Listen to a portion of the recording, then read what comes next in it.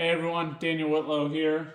So today, as I was kind of taking apart this John Deere 4010, redoing some of the brake pads on this, so I thought I'd do that because I haven't seen another video on this, so I didn't really know what to expect. But inside here, if you've seen my other videos, you've got your brake pads that go in here, basically. And then you have your other plate that eventually sits in here. And then you have this big plate, which again, you can see the inside where the pads go. I've got one of the pads off already. So to get to your brakes, you got to take the axle housing off. And then this stuff just comes out. And so I am replacing the brake pads on this side. Brake pads were just done on the other side of this tractor. I've got new pads and rivets to put in. So I'll show you kind of the steps of taking this apart. Getting new pads onto the so-called pistons and pressure plates here. I'll show you how we separate the pad from the plate, and then we actually temporarily separate the piston from the pressure plate so that we can put these rivets in here. And yeah, while you have this apart, you want to make sure that we put a new O-ring in right here. So I've got 3 new O-rings that we'll install before we put this back together. So yeah, let's go ahead and take this brake pad here apart. Alright, so we've got our pad here on the floor. I'm sure you could put this in a vise or various things, but I'm just going to use this to kind of hammer these out with a punch. These outer rivets.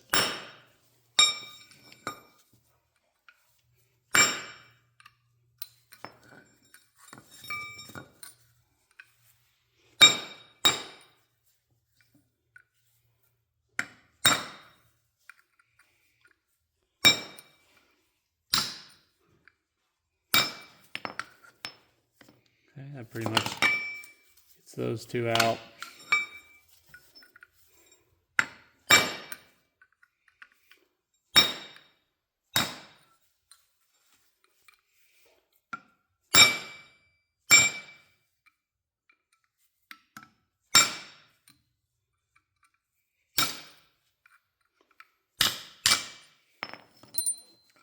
Now getting these inner ones out gets a little more interesting. I'm going to take a punch. I don't know if this is what most people do. I'm going to mark the center. I'm actually going to take a drill bit and drill out the center a little bit, trying to make it a little bit weaker, so then we can pop it off. And I guess I'll explain better why I'm doing this in a moment.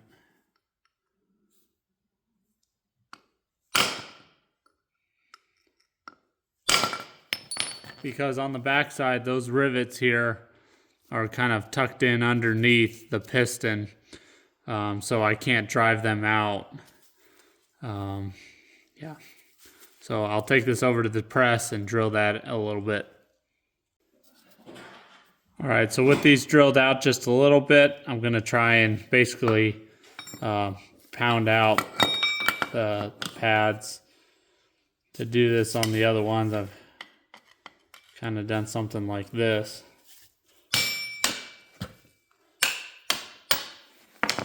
And eventually I'll go in from the other direction.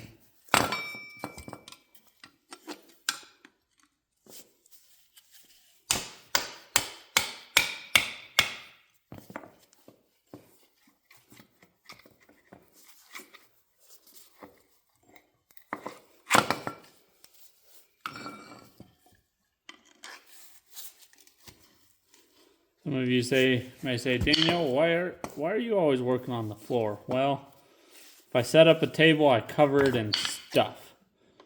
Like right now, my one workbench, I said, oh, that'll just be my staging table. When I did the power shift, planetary. and it worked great.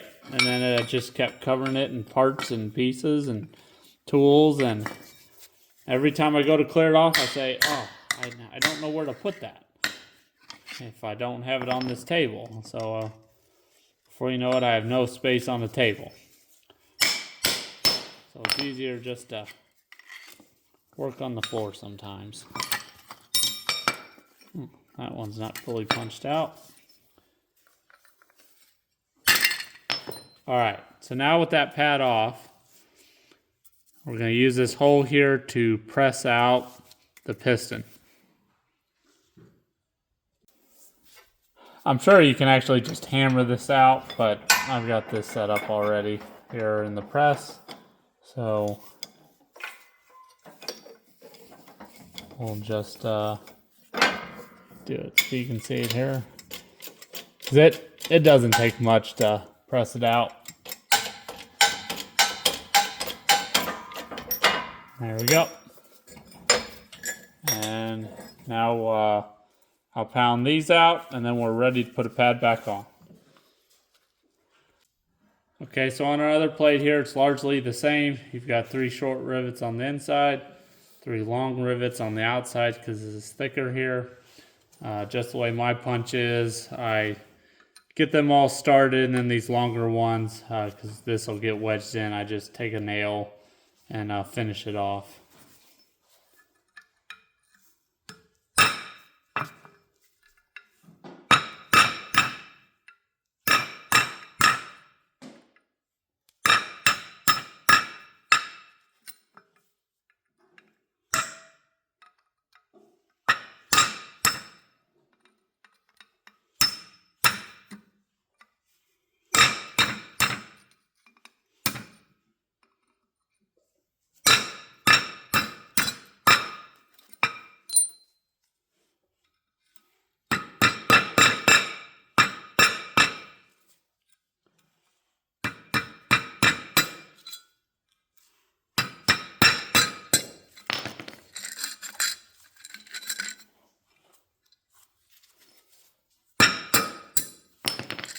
There we go. Just do that 3 more times, and you're ready to put new pads on here. Okay, so we've got our new pads here. We've got new rivets, and I've got my little rivet tool. This little one is good for, you know, these short ones. Fortunately, I can't use it for the big. The long ones in the plate. I like to do kind of extreme opposite corners first. That way everything is good and lined up for the remaining ones after the first 2.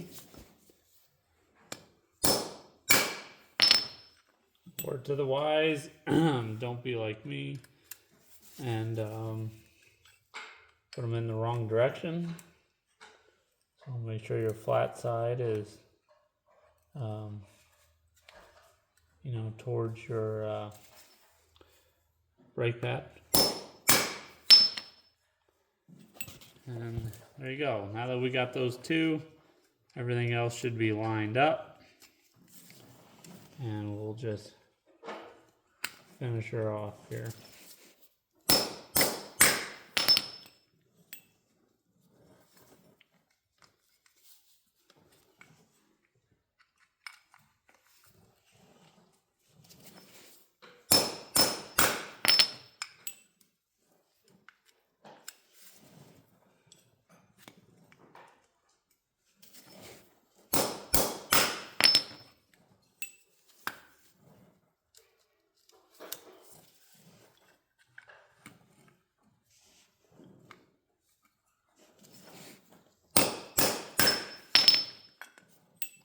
There we go. Now we are ready to press on our piston. I wonder. There you go. Didn't even have to press it on, just a little tap. As I said before, I had it in the press to take it out, but probably not needed. So that pad's ready to go. Now 2 more. Okay, so you can see I got the brake pads on this piece too. The little tool you can use to do the inside ones, and then the outsides requires a bigger tool. Not sure if it's contradictory with what I said earlier in the video. There are 3 different rivet sizes. These are the smallest. These are like a medium size. Then these are the longest size. When you order them, they don't all come in one kit. At least that I saw, you have to order them separately.